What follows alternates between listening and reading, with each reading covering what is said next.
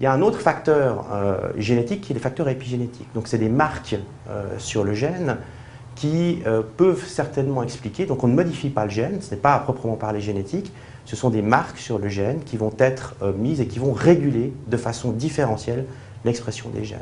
Ces marques sur le gène sont très certainement la conséquence d'abus dans l'enfance, qui est un facteur extrêmement important du trouble de personnalité borderline.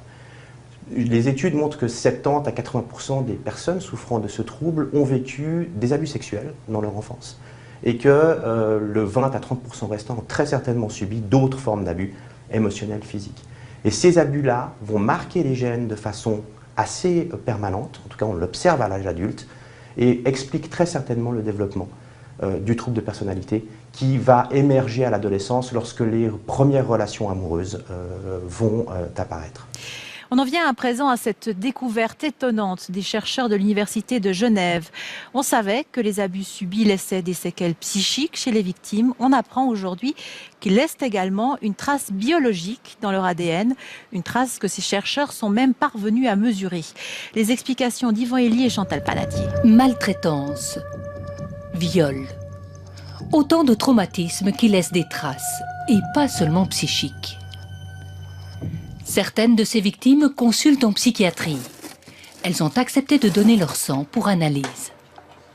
On est allé chercher s'il y avait en quelque sorte des cicatrices sur l'ADN des événements vécus par ces personnes, qui pouvaient être des abus, de la maltraitance ou des circonstances de vie assez difficiles plutôt dans l'enfance.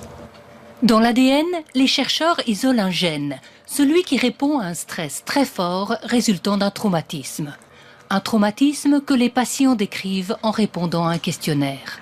Ce qui est incroyable, c'est qu'au niveau de l'ADN extrait du sang des patients, on a trouvé que proportionnellement à ce qu'ils avaient subi, on trouvait des modifications chimiques de leur ADN. Donc vraiment que cette cicatrice était mesurable. Le traumatisme s'inscrit donc dans notre génome. Et sa trace survit à chaque division cellulaire. Chez les humains comme chez les souris, elle se transmet jusqu'à 3 générations au moins. Très récemment, on a eu cette situation, grand-mère, mère-fille. La grand-mère a un mari qui a violé la fille et de là est issue une petite fille, donc le produit de l'inceste.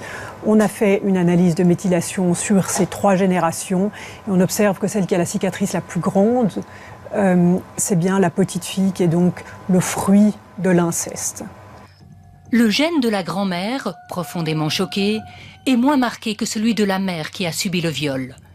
Mais la petite fille, qui n'a jamais été violée, porte la plus grande cicatrice.